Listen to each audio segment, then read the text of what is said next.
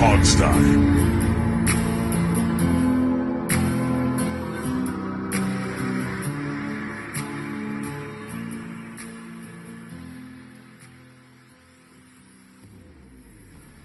Hello, hello, hello, and welcome to the Hogsty. It is I, your host, Alex. It is Dave. It is Steve, who is in as Shaquille O'Neal right now. I figured we need to get somebody who's as tall as Dave and I put together Right, on the right, show. So it's Shaquille O'Neal. and weighs as much as all three of us combined, probably. Probably now, yes. Yeah, yeah. Uh, He's not been on a Mediterranean diet, people. no. Even in his like last playing years, he got He was well still up over. to 300 pounds. He's Yeah, probably at at 400 least. now. He looks like a giant fat guy now. Looks Yeah, like he yeah. belongs in like Andre the Giant's, Camp. tag Yeah, team or something. Yeah. yeah, yeah, yeah. Well, so if you're Shaq, do we get some free Papa John's here? Because Yes, awesome, absolutely. Charge it to his awesome. credit card. Yep, there we go, there we go. He'll never Someone even make the notice the call. difference. Yeah. No, I mean he owns like massive amounts of Google. He's got crazy cartoon wealth. He's a spokesman for Papa John's too, I believe. He's a spokesman. I think he owns stock in Papa Oh, does John's he? as well. Yeah, yeah. It's like him and Peyton Manning. I think own something. I don't know. We live in a weird world now. Basketball players owning pizza restaurant franchises. It's a whole nonsense world. Well, Uh, see, if I recall, Papa John's got the board of directors got mad at the original founder right. several years ago because he said something political. I can't remember what it He also was. started mentioning the N word a lot in Oh, like was it? board Yeah, meetings. Yeah. yeah. And so they got rid of him, and that's when they brought Shaq in, I think. Right, right. Well, they needed to right the ship when your owner is like spouting the N word off. You By the way, gotta. speaking just Yeah, randomly here, yeah. speaking of things I was not totally happy with, I don't know if you guys did. I watched the first episode of House of the Dragon. Did Season anybody three. see Yep, this? yep, yep. I did. And I watched this, and I was halfway through this show. I don't know if you guys are watching this. I I realized yes, something very important. I really don't care about any of these people in this show. I couldn't remember at yes. all who because they've been arguing about the same things for 2 seasons now, Right. and the second season ended the exact same way as the first season did, more or less, except Hmm. a couple other people got eaten by dragons. But I was watching the new one. It's like, man, I don't really care about any of this. Right. It's Well, utterly uninteresting. it's a family civil war. Here's the problem with House of Dragons, and I love a lot of Game of Thrones content, even though we know it kind of went sideways in the final season of the original show. About the Uh, final 2 years, but yeah. yeah, yeah, yeah. But really bad that last And couple I have read episodes. all five of the The books and the books are Song of great. Fire and Ice. Yeah. Yeah, yeah. So the problem is House of the Dragons is based off of a book where what they're covering is basically two chapters, and they've stretched it out into 3 seasons worth of content. This And is the Hobbit redone. In other words, the kinda Hobbit movies. even worse. Because what George R. R. Martin did is he wrote a book that's like 200 pages long, and it's like here's the For history him, of that's like like a yeah, yeah, paragraph. right, right, right. But it was just him doing a summary history of like all the different notable kings in his fictional world. Oh, and that's all it is. And Yeah, they yeah. turned So it's like this into an here's the entire first show. one. Here's his sons who had a civil war. Here's and then like this is like a few generations later. Yeah.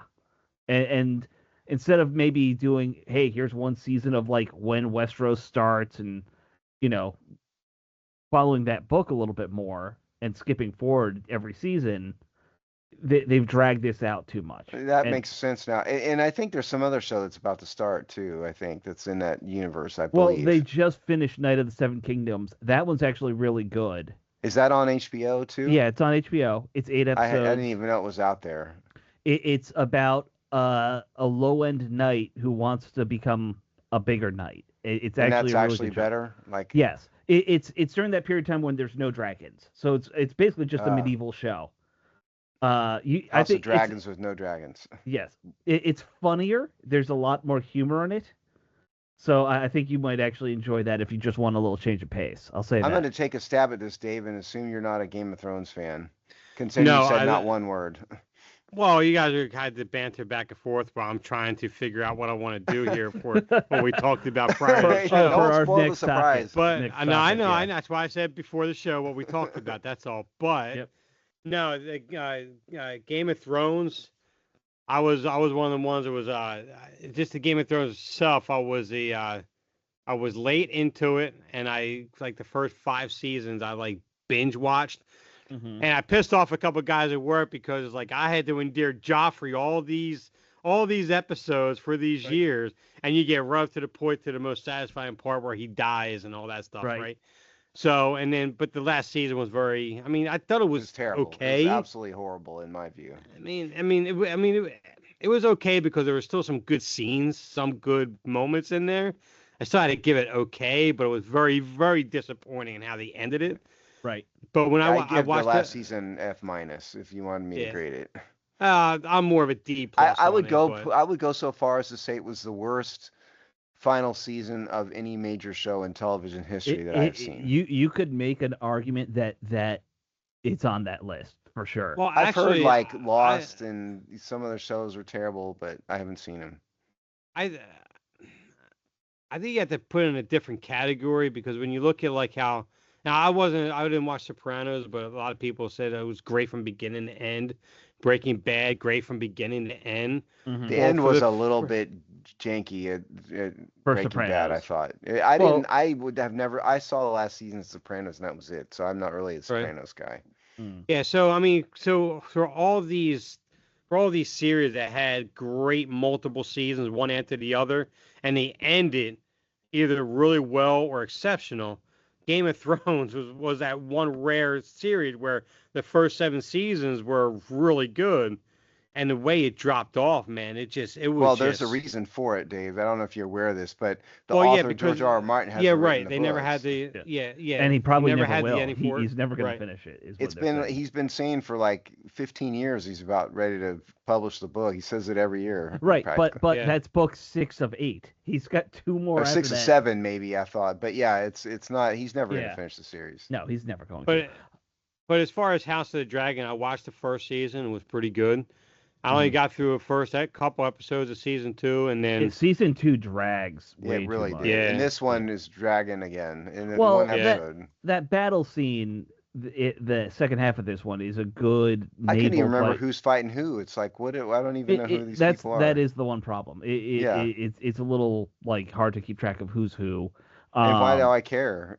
right. About it. Well, yeah, I actually agree with that part the most of what you said. I don't like any of these characters. I don't want any of them No. to win. I know who wins No. because I've read the books and I know I'm a nerd, so I know that. But uh, I'm kind of like I just kill off everybody who's gonna die and let's end Start this over. thing. Yeah, Yeah, be done. Yeah. yeah. let's I've move only on to read another topic. I've only read the 5 Song of Ice and Fire books, so Yes. I've never read this book. So Yeah.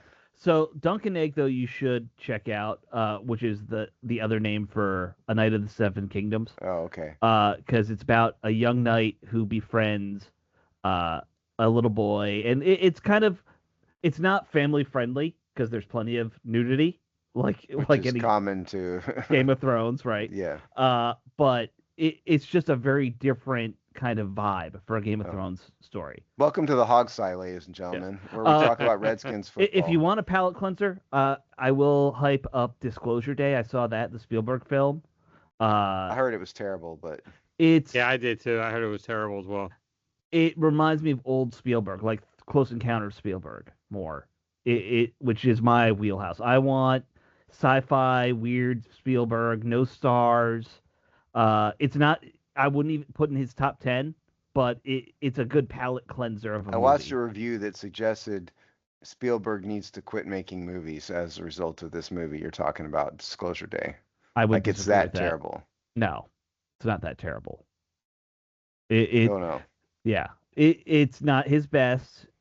There are some problems with the script. I could see that, but it is old school Spielberg. It's like when Spielberg went downhill is when he started working with big name actors all the time.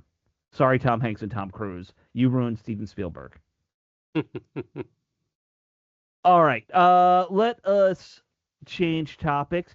Speaking of things that are ruined, I ruined my summer because I didn't realize when the training camp tickets went up for for fans to grab them off the team's website, which was on June 23rd, which is yesterday for us. I was really busy at work, so I never saw that like email.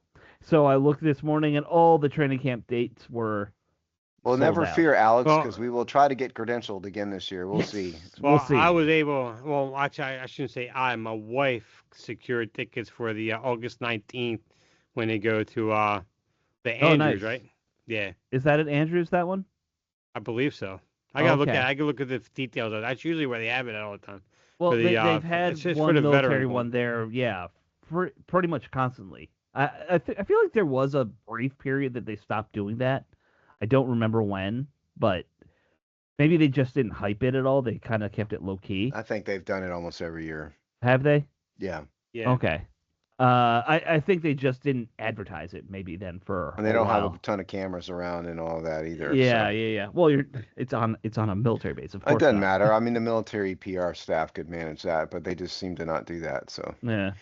It, So the crazy part though is that because since she was on the list for since she was on the season tickets with me, she has all the emails come to her now with everything with the team. mhm. Like the minute she saw the email for the training camps opened up and for the ticket availability, she went right to that date for the troops one. Like that day she got the email, she logged in and it said all the Mhm. tickets were sold out, all of them. She's like, how is that even possible? Oh, And then next thing you know, about an hour or so later, she sends me pictures of her getting 4 tickets for August 19th. oh, cool, good. man. Cool. Yeah, Uh, and you know what? It being at Andrews, that probably saves you like 6 hours worth of driving versus going all the way out to Ashburn. You know. yeah. uh, so just real quick, here are the dates, and I will say one thing I'm happy about. You remember last year they really cut down the total number to like 3 days or 4 days, I think it was. They're Yeah, I back. don't remember in swear to the number, but it was severely It cut was back. it Yeah. was really cut back. It's up to 6 now for the general public. August 1st, 2nd, 7th, 8th, 18th, 19th. And then they have special dates just for season ticket holders on the 3rd, 4th, 5th, 10th, 11th, 12th. So now we're talking about 12 days that they're going to have fans there at training camp again. And look, the teams don't like doing it. It seems like a lot of NFL teams. I think that's a PR mistake to cut down the number of days you have fans at training camp. Well, okay. So this is the classic problem, right? So the marketing people obviously want fans there Right.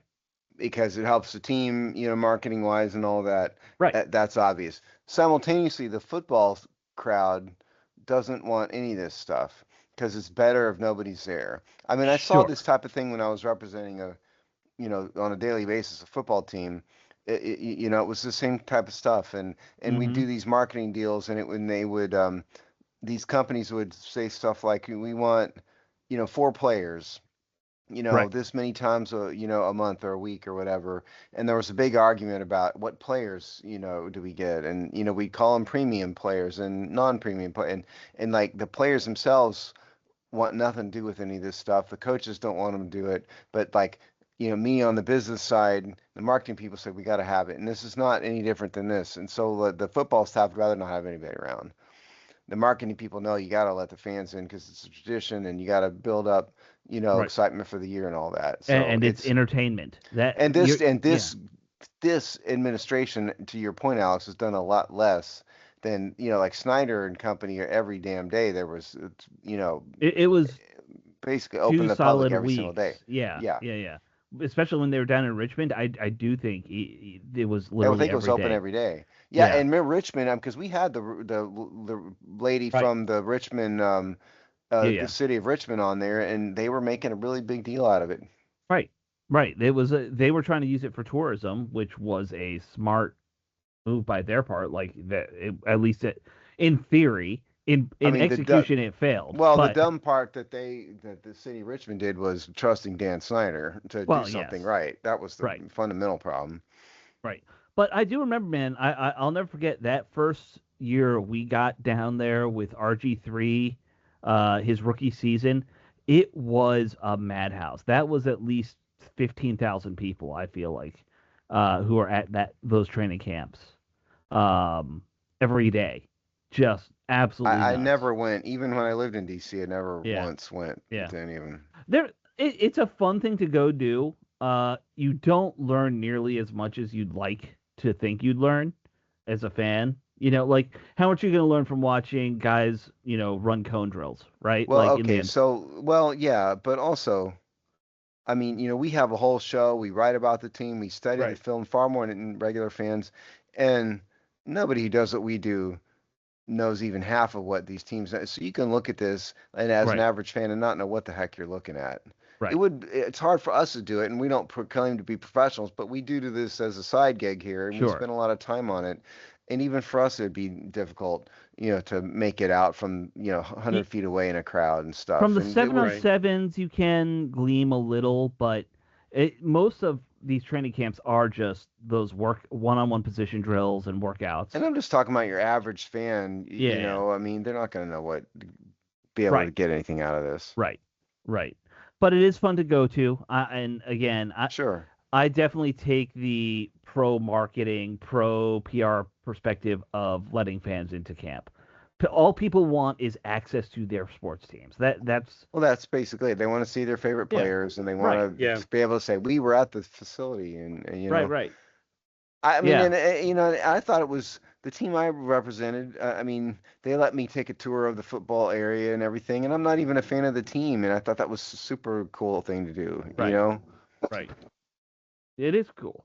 See, And Kobe agrees. See this? Mhm. He's speaking up, and he's agreeing with me about how cool it was because I told him. and we know some of these facilities, and I know the teams, Steve, that you work for. We won't say, but they had much nicer facilities, I'm sure, than what Washington's are. Well, that's about every team. Okay. That's true. That's That true. doesn't narrow it down. And no, I don't want to say. I've narrowed it down to 31 teams.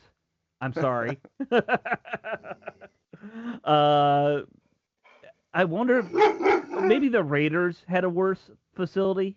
Oakland. Not anymore though. No. But back, you did this a number of years ago. Oakland had worse facilities back then. So 30 teams at this point. Yeah, I can confirm it was not the Raiders.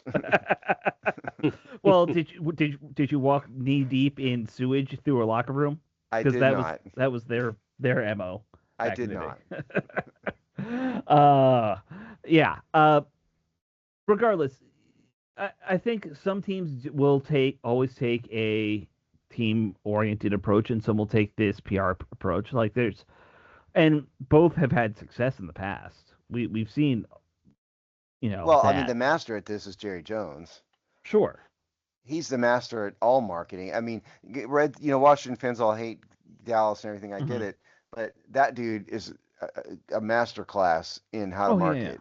And it's fair to say, I think any fan here in DC would even admit, without what he did to elevate the NFL marketing wise, the sport wouldn't be where it is today. He kind of showed the whole league, no, do it this way. Well, Yeah. there's actually provisions in the CBA where they're talking about what type of income goes into the pool and what doesn't. Right. That there's certain types of Dallas Cowboy marketing income that is not included in what's distributed to other teams. Dallas specifically, Mhm. and that's because Jerry Jones. Yeah. Well, Right. but I'm not even talking about that. I'm just talking about I think he was one of the first people to really start allowing his team to be used in advertising and stuff like that way back in the day. Oh, yeah, that's absolutely true. That's definitely true. Yeah. Yeah, he kind of paved the way for this local explosion in local marketing dollars. Right. And now every team does it. So you got to give them credit for that. It was Jerry Jones's model though. Yeah. So if you are a season ticket holder and you want to go on one of those dates in August, that I think they're all weekdays for the season ticket holders. I don't know why. But if you want, those were still available. Like I said, if you want to go on a weekend and you didn't get tickets like me, we might be having to go find a scalper. I don't know if they're or scalpers. we'll try to get credentialed. Or we'll try to get credentialed, but otherwise scalper time. Washington PR staff, we will Yeah. cover you fairly. Yes. Promise I look, won't write any more articles about how the owner is a scumbag. look, like we haven't written one of those articles since No. the new owner. Yeah. I mean, Josh Harris has not been perfect, but he's done an A+ job. Yeah, absolutely. There's no reason for me to write the deadly Right. sins of Dan Right. Snyder, whatever that column was. Yeah, Please yeah. resign, Mr. Harris. I'm not writing those things. We'll be good. No. Hey, Mr. Harris, please buy more sports teams locally. Stop buying teams in other states. Well, technically speaking, he started in other states, you know. I know. But look, You kind of have it wrong. I know, but look, the Nationals need an owner. I would be very happy if he rounded out with a baseball team from here. The Dodgers Okay, definitely so don't need a new owner. I have a slight correction. Uh-oh. Okay. So it wasn't that my wife was trying to get the tickets for Andrews Air Force Base. They're not holding it this year. It was for the Military Appreciation Day, which is on August 7th. She was unable to get that ticket gotcha. but she got it for the 19th instead. But she tried getting it for that day, which is still at Ashburn. So I still got to go to Ashburn for it. Oh, I'm sorry, Dave. So I'm Well, sorry. it's gonna be lucky your wife is good at this kind of thing. Yeah. Otherwise, you'd have been out of luck, man. Yeah, right. Take the scenic route past all the data centers. That's what I would advise, Dave. Well, I'll tell you what. When it comes closer to that time, I will definitely reach out with you, and you give me the best route to go and what to do. Yeah, funny enough, I was out there a little bit ago because there's a kolache place that opened up in Ashburn, and yeah, like, so if you want some good kolaches, I'll find it and I'll send it to you. Now, if there's a kind of an off-roading direction I could take, my truck can handle that. I go a little off-road and take some dirt roads if I have to. The problem is you'd have to go through the Potomac River at some point, you know. Steve is giving us the wrap-up sign like we have a lot of topics, by the way, which is very funny. We've talked a lot. We need to get to a real topic. It's time. Technically, we're talking about a real topic at this point. You guys are talking about driving over off-roading to go get kolaches. That is not a real topic. I mean, that actually sounds like a good little Saturday right there to me. No, it doesn't. Not driving off-road to get a kolaches. I can go down the street and get kolaches. Yeah, I mean, you can, but Dave can't. There are no kolaches in Pennsylvania. Of course Dave can. I bet you can. Of course you can. Somewhere, right? I don't think it's anywhere near me. No. I have to drive at least 45 minutes away from me, at minimum. Yeah. Kolaches are not common that far north, Steve. Like, in D.C., there's like 3 places in, like, the metro area. Yeah. I had never heard of kolaches thing. before I moved to Texas. I get it. Right. But right. I'm just saying I don't think you need to off-road it. That's all I'm saying. I mean, but that's the fun of it. That's not fun. Why is that fun? No. I mean, look, I'm not doing it in my little Subaru. Dave can do it in his pickup truck. That's fine. All right. So other topics, since Steve doesn't want to have fun. Let's talk about Brandon Ayuk, since that'll make Steve happy. That's Steve fun. Is that loves not to fun? talk about Brandon Ayuk and all his super fun. Steve really wants Ayuk here because that's going to make the team interesting and give us topics.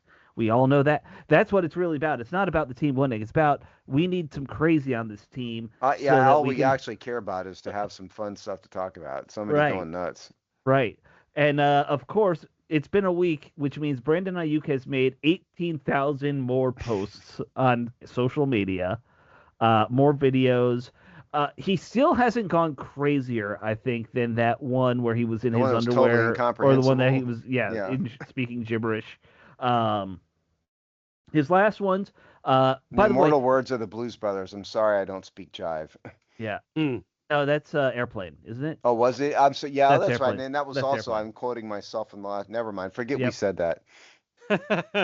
Steve's getting old. He's misquoting movies. That part. I'm misquoting myself. I had it right the first time. So Ayuk is, by the way, all his videos are geotagged apparently as he's in Virginia, so he's hanging out at the kolache shop in Ashburn, I guess. Let's just. I honestly, I made this joke before the show. I hope I'm wrong. I hope he is not hanging out at Jaden Daniels' house this whole time. Like that would be more of a problem for me. I would hope I not. mean, he could have rented an Airbnb, I guess, but why would he do Yeah, that? yeah, Right. right. You probably are. We're just speculating. We have no Yeah, yeah. evidence We of have it, no idea. but it's Yeah, not an unreasonable assumption. right. I don't need that much crazy around my quarterback right now. I really don't. So Yeah, look, first of all, and I don't have a site for this because as I was preparing for the show, I saw this on yeah, YouTube yeah. where somebody was citing Adam Schefter. And what Schefter was saying, and this is credit ultimately to Schefter. I'm gonna get it wrong because I don't Right. have it in front of me, but the substance of it was that Ayuk is talking so much that it's going to impact his ability to sign with other teams once the Mm-hmm. 49ers cut him because they know he's such a nut and he's saying all these things and they know, by sort of screwing over publicly the 49ers, these teams are going to worry about what he's going to do to them, which Right. is very valid. Right. And George Kittle said it on a podcast. Mhm. Same thing. He basically said, what podcast was it, He Alex? You was had on, he it. was on the Pro Football Talk podcast, Okay, PFT. Pro Football Talk. Basically, Or no, Kittle no, said, no. yeah, Sorry, Barstool. My Barstool, mistake. right. Yeah, It was yeah. on a Barstool podcast, and they asked him about it, Kittle about it, and he basically, in so many words, said, yeah, good luck with that guy, more or less, was Kittle's answer. He was talking to the Barstool guy who goes by PFT commenter. That's why I Who mixed is that a up. Washington football fan, Yeah. and Right. and said basically the guy said, what about Brandon Ayuk and Kittle? If you read through the lines, Right. basically sort of rolled his eyes at him more or less, Yeah. and said, yeah, good luck with that guy. Right. Admitted he has talent, but that the dude's a mess. Yeah. Another thing, and this one really worries me. LaShawn McCoy came out on a podcast and said he really loves Brandon Ayuk now. He's a big Brandon Ayuk fan. He likes how this guy's sticking to the owners, especially. But Sean McCoy if is another nutball. right, if LaShawn McCoy likes a receiver, I like him a lot less for that. You And you didn't know? like him in the first place. And I didn't like it, but it's a guilt by association situation, is what that is. Well, Yeah, it's a It's big not an flag. endorsement anybody needs or Right, wants. right. well, well. All I know is the reality of it is he will be on this team at some point before the season. The reality of it is he's going to be one of the lead receivers on this team come week one. All this is going to happen. I've come to terms with the fact that it's going to happen. Whether I like it or not, that's irrelevant to this point. The only thing that I hope now that what Dan Quinn and Adam Peters are doing in the process of this happening and unfolding before us is that they are putting whatever safeguards in place to ensure that this does not implode the locker room in any way. And that starts with Jaden Daniels. Sitting down with Jaden Daniels and say, listen, you see what he's doing right now. You see many teams are actually walking away from the idea of even potentially signing him. This guy is showing Antonio Brown type of behaviors, maybe not to the extreme of Antonio Brown. I don't want to put him at that level right now, but you have to make it clear with Jaden Daniels if he comes in this locker room and he's an absolute disruption and he cannot play to what we have in terms of what we have in makeup of this team, he's not going to last very long. And you need to be prepared that he could get released or not even make the week one roster. Because if he doesn't, and then you have that conversation with Ayuk. You come on this team, it's all football, nothing else. You focus on that. Here's your 1 year prove it deal. Move forward. Just shut your mouth and start playing football, and that's it. Well, you Will said a that couple of work? I have no things. idea. Number one, I don't know if they can get him to come over for a 1 year prove it deal. We'll see. But Adam Schefter, in that same thing I left out, the most important fact, talked about that a little bit and did say that Washington's management is a little bit leery of him because he's such a It should nutball. be. Yeah, Yeah, Yeah. yeah. it should So I be. don't know if it's true that just because Brandon Ayuk's trying to will it into existence doesn't necessarily Right. mean it's definitively going to happen. Right. He's making it sound like it's a done deal, you know, in Yeah. much the same way as, I'm going to make it a done deal that Yngwie Malmsteen's going to be my guitar teacher. I can try to will that into existence, but Ingve Right. ain't showing up at my doorstep. It's is it on You your know, dream board, Steve? Is it on your dream board? I think that guy is way too arrogant to ever teach anybody anything. It was just a bad. I was gonna say Eddie Van Halen, but he's not with us anymore. And the next name Right. that popped in my head was Ingve, but he would be the worst teacher ever. So no. You know who'd be a worse teacher? Brandon Ayuk, because he's crazy and also doesn't play the guitar. I don't think so. He Yeah. would be a bad guitar teacher. Yeah. Yeah. Because I'm actually at a point where, you know what, just give a 1 year deal to Stefan Diggs and get him in, because at least you know he's going to be on that field, giving it all on every single down, Yeah. And regardless if you had to of rank the nutballs, I would rank him below Diggs, Diggs below Ayuk in the nutball factors. Yes. yeah, If you make me pick one, I'd pick Diggs. I I don't mean, want to pick either yeah, one they're of them, both but kind of nutballs. yes, but I would if I had to pick one. You forced me to take, It force me into the Sophie's choice. I would take mhm. Diggs. It's an interesting one because Ayuk publicly seems very crazy, but no legal issues. Dig legal issues, but like when he's speaking on a camera, doesn't sound like he's going. Yeah, it doesn't sound totally yeah, nuts, right? yeah, Yeah. yeah, So here's to hoping that Brandon Ayuk does not get his wish. yeah. I hope he stays with the 49ers for the duration of this contract. That's what I hope. That's Well, my that's wish. almost certainly not going to happen because they voided his guarantee. So, by the way, so I figured what happened. So, what happened was Ayuk did not report to the team for his rehab. And as a result of that, they basically gave him an unexcused absence, which then voided his guarantees. And so that's the Right, source of all the controversy. right. And that also shows what he's going to do next time he's unhappy with his next team. That's Same why you thing. can't give right, him more than a 1 year deal, though. I mean, that's the Of yeah, argument. course, he's just crazy enough that maybe he won't, you Uh, know, all right. sign. Yeah. Yeah, good. I mean, Yeah. we Yeah, all yeah. agree, but I Right, right. mean, yeah. Here's 1 year, 5 million.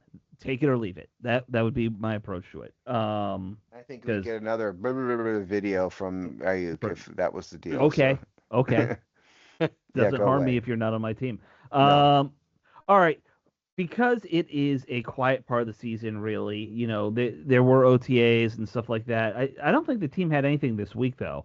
This is like the getaway week, right? Before training I camp. don't believe there was anything that, Yeah, yeah, yeah. if there was, no news came out of it. Yeah. Right. So because it's that part of the season, we scrambled and thought of a fun little topic that we're gonna do right now to fill time. This is a time filler, classic, evergreen type topic, and the topic is gonna be favorite team memories, with the caveat, no Super Bowl seasons. And this memory could be, we didn't want like one play, but like, or one game. Like, what is a season that sticks out in your mind as like a really fond memory, even though it wasn't a championship year?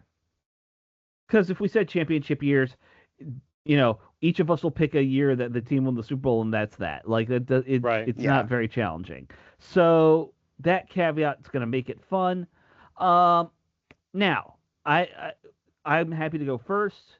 I know we all kind of have different years, and we're all from slightly different eras, although you guys Let's are let about the Dave same go age. last because he didn't have any warning about this at all. So I don't know if he Yeah, has yeah, this yeah, year in mind and yet or what. So we'll save yeah. Dave for last.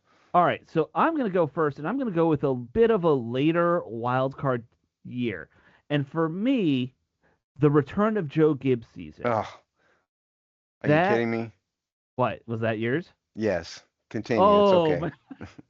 I stayed away from all that because I knew one of you two were going to do that.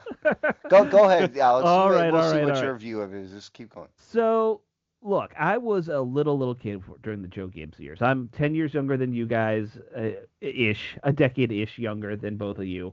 So, like, for me, I didn't understand what we had because I was four, during one Super Bowl. I was uh, eight when we won the 1991 Super Bowl. I knew we had a good team. Assumed it meant we would always have a good team because that's what I was born with for about 8 years. I did Right. not understand what the next 30 some odd years would be. Whoops. And then we had that year that it's like, hey, remember how you guys had Steve Spurrier and that shit show? Well, we're going to bring back something that doesn't feel like that. And they brought Joe Gibbs in. He's older. He's coming back from NASCAR. He's been retired for a while, but it was Joe Gibbs, man. And it was him up on that stage, back with that curly R hat.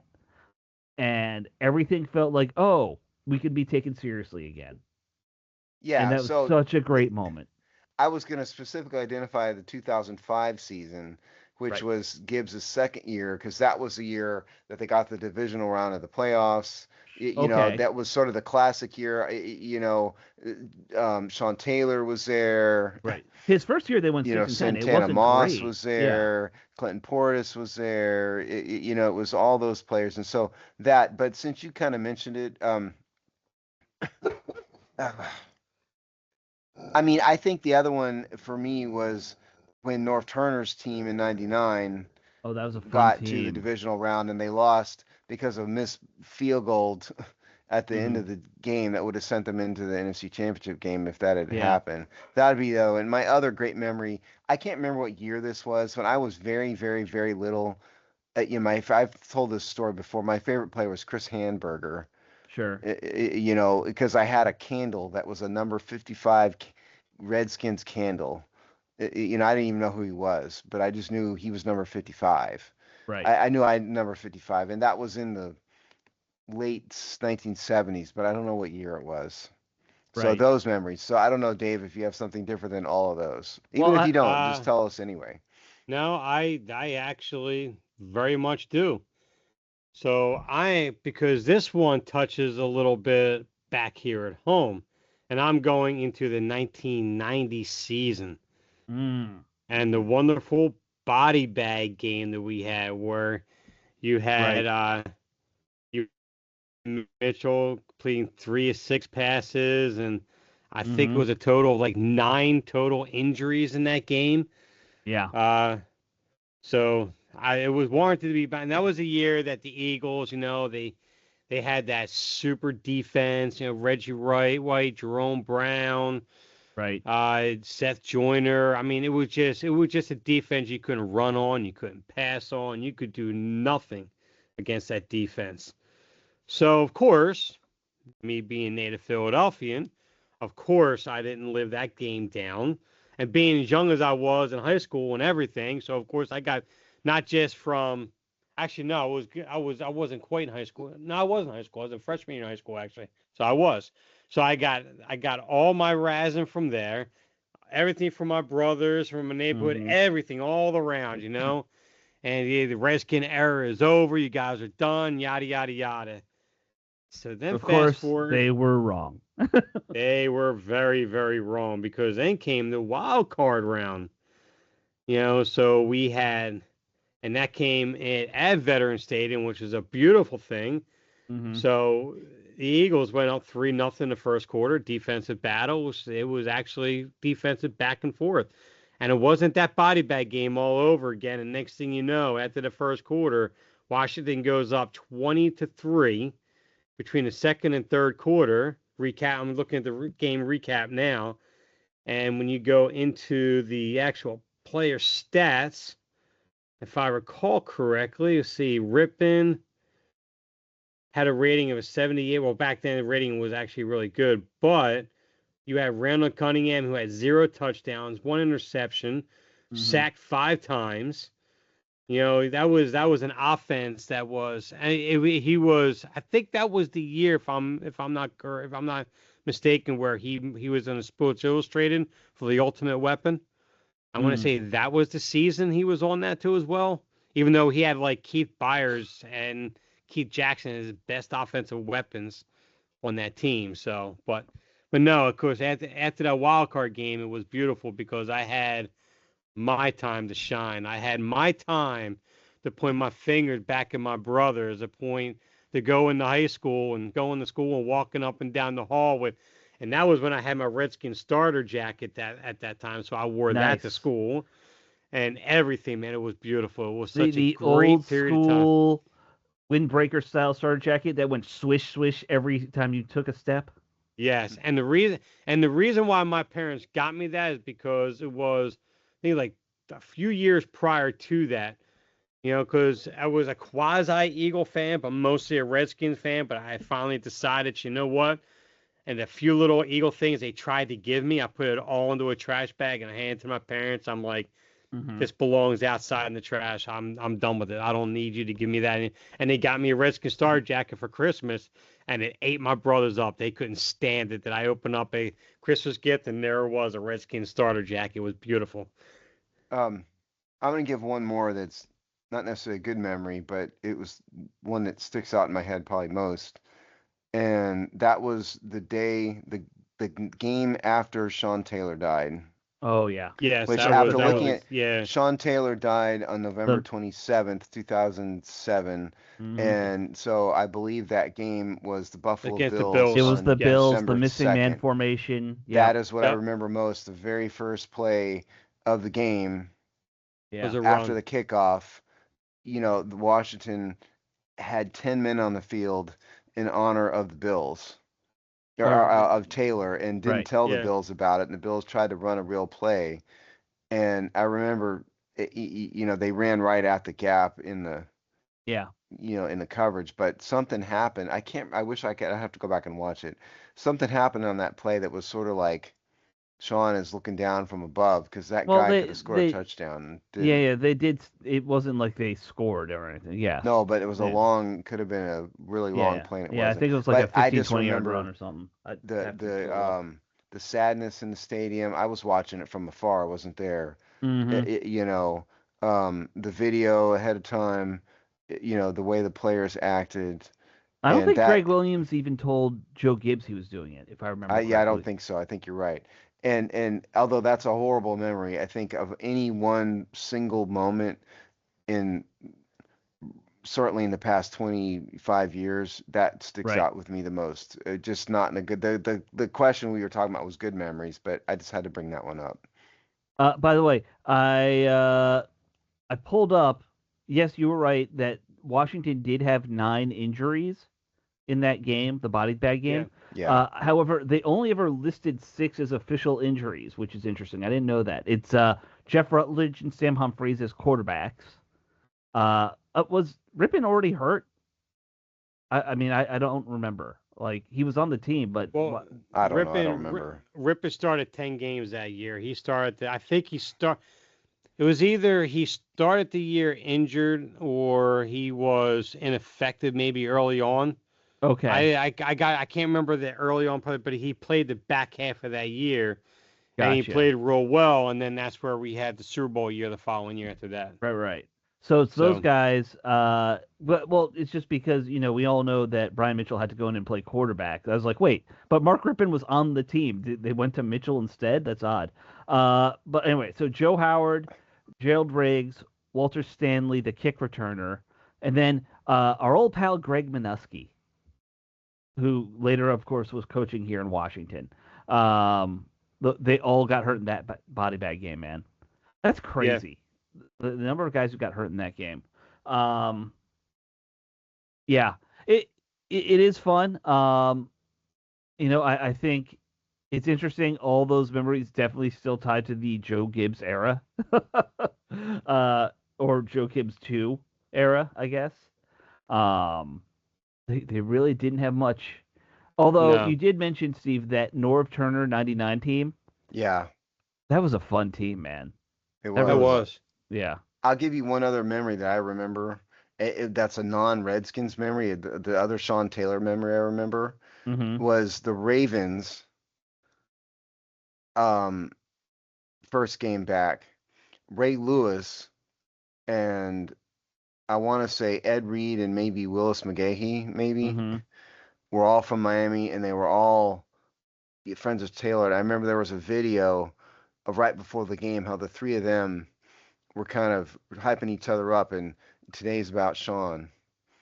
It's only for Sean and those three guys, and they all had great games. I remember in that game, and I remember that's on. There's a YouTube clip out there if anybody wants to hunt it down of a non-Redskin memory. That was a Right. really cool memory because I Well, remember that. those guys that from the U at that era were All all really super. Yeah, close. right. Yeah, Yeah. yeah. That was a crazy good college, by the way, Yeah. or a college I don't team. mean to bring it down, but I mean Yeah, that's sure. you got. No, I it's mean, it's a notable one. It definitely is. yeah. All right. So we do have to do our last thing, our position group breakdown. And this week it is tight ends, and I had to write it because I did. And we had a that's ridiculous discussion about who was supposed to write it. And it came full circle. Yes. It was like, Alex, you're doing tight ends. Yep. Dave's like, I thought I was doing running backs. Nope. But I can do running backs. All right, switch. Oh, you But guys decide. I don't yeah. care who does it. Okay, fine. Alex, Alex does running backs. It and was Dave does very tight much a ends. little bit of a who's on first text Yes, chain. it was. Oh yeah, because it went from okay, well you guys can switch. So instead of switching both writer and column, it was like we'll just switch the writer. So Alex, Dave you're tight writing ends running and- backs, yeah. and Alex and I were like, well, no, wait a second. We're talking about moving I the just pointed writer out and like the column with each other. Right. we came back to where we started, which is fine in the Yes. first place. It was, that's all I'm yes. saying. and it was also like a 20-minute conversation, which was Yes. just great. All right, so position group breakdown time for tight ends. Obviously, we should start by talking about the departure of Zach Ertz, future Hall of Famer. Obviously, not in his prime here with Washington, but still was a very effective tight end for 2 seasons here. Yeah. Really good, reliable safety valve. I think if you look at how Jaden Daniels did play when he was healthy, he always had Ertz there as a good check down option, which every young quarterback needs.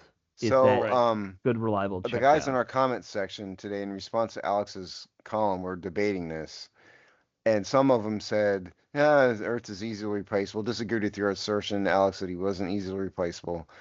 And I chimed in at that point and said, "Look, the guy was second on the team. He's a future Hall of Famer. He was second on the team Mhm. in catches.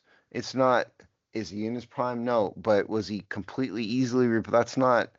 Just throw him away and sign anybody. They did replace him, but they had to spend a lot of money to get a guy who can be as good or better in a different way than Ertz. So Right. I think Ertz was slightly underappreciated here in some respects.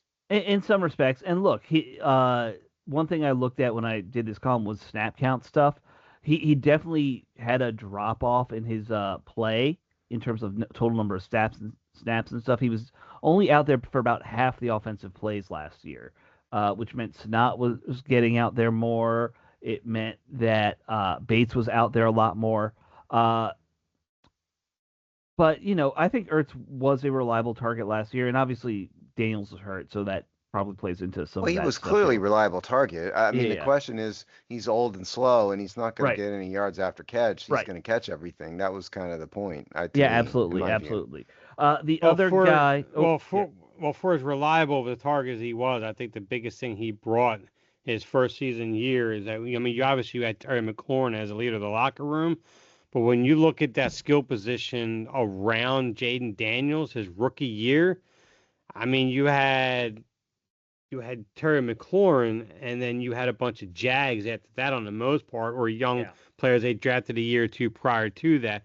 Ertz gave a leadership dynamic in that locker room that he was able to lean on that was more than just McLaurin, and I thought that was huge for him, alongside being obviously the reliable target, and that was great for his maturation in his rookie year. Yeah, Right. good point. Very good point. And he was also here because of the knowledge of Kingsbury's system and being Yep. able to be like, hey, I'm the tight end. Here's where I'm going to be. You can help coach Right. the young quarterback that way. The other guy who's left, equally important, Lawrence Cager, 20-year-old journeyman out of Georgia. He played one snap last season. Very important to note that. Alex yeah. is being sarcastic, people, in case you're not catching on to it. I hope they are. I really hope they are. If you didn't catch on to that sarcasm, congratulations. You might have autism. Get it? Get checked. All right. So let's talk about who's coming back then. John Bates, of course, will be returning. Top tier blocking tight end in the league these days. That's how a lot of people regard him. He will not perform much in the pass catching categories. He only had 103 yards and 11 catches last season, which is not great for a veteran tight end. And the thing is, that's kind of what he does every year now. He has 10 to 15 catches, about 10 yards a catch, which is just enough to be like, well, you can't never cover him. But, like, Bates is not. I think they accept, even though they re-sign him to a big contract. They accept that he's really more of like just that six blocking lineman I out there. honestly I don't understand Bates's contract. I really don't get it. I mean, he signed a 3-year, $21 million deal that goes through 27. Right. He's got a cap hit of almost 5.8 million this year. I don't really get it. Right. I mean, is yeah, he's the blocking guy, I guess. Yeah. Traditional tight end. Is Yeah. that worth $21 million? I I don't know. When you go I don't think across so. the league, Pittsburgh got done re-signing Darnell Washington, and and Sure. Fryermuth is their primary pass catcher. He's their big blocker. Trying to think of I'm going to tell you off the top of my head that you got done sign this past week. Mm-hmm. You're starting to see. It's almost like you're starting to see these inline true blocking tight ends that maybe not be great reliable receivers that are being valued a little bit more. There might be a Mm-hmm. little bit of an uptick in that when these teams. I think they're starting to see the value in that maybe. I Right. mean, that's one thing I noticed this year. So Bates isn't the only one that signed a contract of And that nature look, this year. part of the problem is, or the question is, are there really that many good blocking tight ends anymore? And the answer is no. Not many. No, It, not They're at all all. it, receivers, yeah, basically Yeah. big yeah. receivers. Yeah, that's what you see a lot of are the receiving tight ends, and these guys who can block, they're the rarity, and so there's more positional value for a good blocking tight end. Weirdly enough, I mean, I don't know how that fits into scheme value, which is I think you're concerned, Steve. In some ways, it's like, why are you paying $7 million for a guy who's not making plays? But Yeah, basically, yeah, yeah. yeah. Well, it was not 7 million, but yeah, I mean this year, Well, but yes, 7 million average yeah. with that. Yeah. Um. Anyway, Bates, obviously, I think he's just going to be continuing in that role. It'll be interesting to see if they use any of these guys a little differently with this new offensive scheme. Um, because I think they're going to play a lot of two tight end, is what they're saying. Can we safely Yeah. say that Bates is a master of his craft? Well, he is a master of his craft for sure. You know who else is a master of his craft?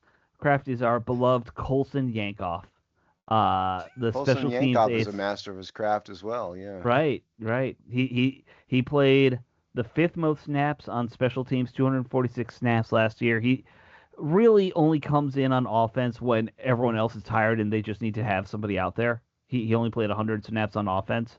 But look, you need special teams guys. I'm saving Ben Sinnott for last of the returning guys just because I think he merits a little more discussion than say a John Bates, because this is a guy they drafted very high last year or 2 years ago now. Uh, he did not play well his rookie year, and his numbers all went up his second season, but they're still not good numbers. My problem with Ben Sinnott is Yeah, he looks like he's running through mud, right. even by tight end standards. He just doesn't move well.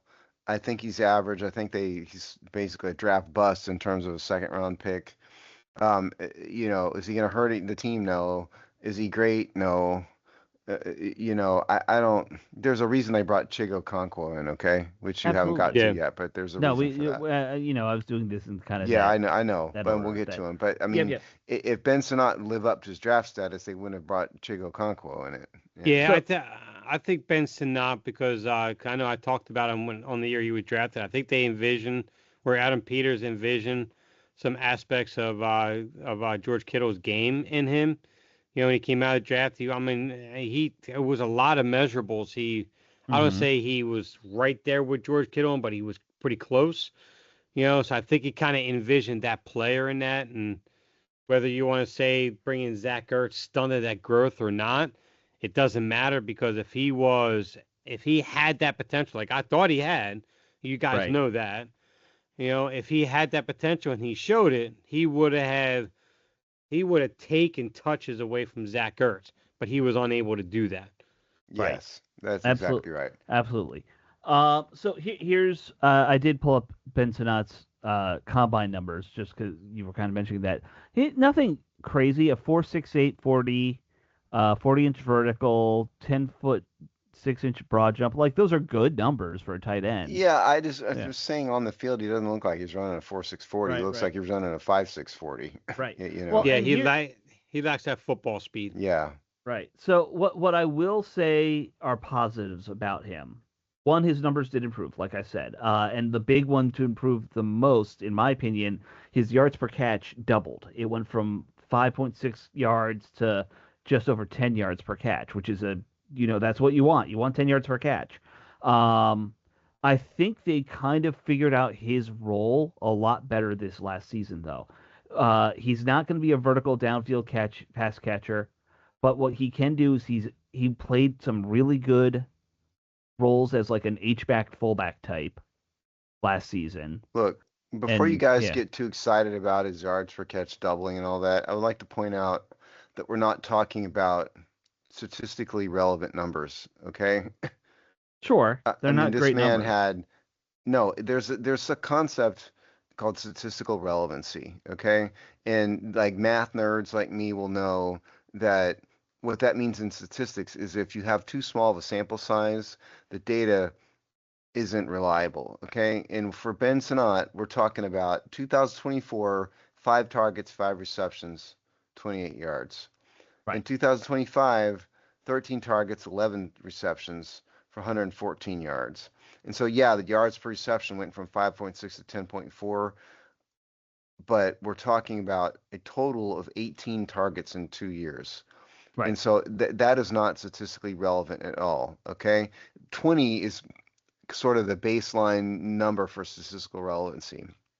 In terms of Now, so catching, the yeah. bigger question would be, which is really what like our comment section people are, why is he not getting as much target? Well, maybe it's because the coaches in practice see he's not anything special.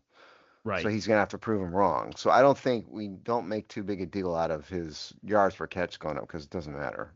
No, I It's think irrelevant, I statistically do speaking. think though that they finally kind of figured out what a role for him is, and that's what I'm saying is he's better out of the backfield as an H back than he is playing like inline tight Yeah, end that's a different or discussion. yeah. Right.